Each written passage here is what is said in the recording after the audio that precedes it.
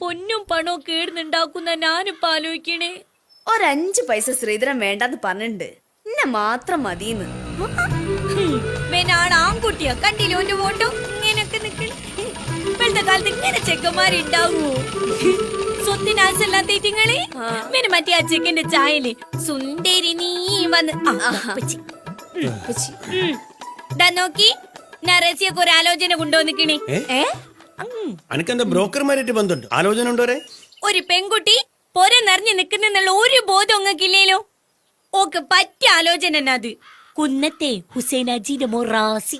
എന്റെ പാത്തു, ഞമ്മള് മീൻ വെക്കണ പൊരയാണത്. ഈ പൊരയൊന്നും ഒരു കല്യാണവും ഒരു സമ്മതിക്കൂല.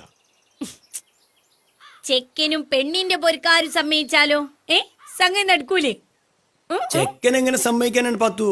ഓനങ്ങ് ദുബായില് എഞ്ചിനീയർ എന്തോ പണിയെടുക്കുക. ഈ മീൻ കച്ചവടക്കാരന്റെ പെരേന്ന് പെണ്ണ് കെട്ടായി ഓന് പെരാൻ തോന്നില്ലല്ലോ.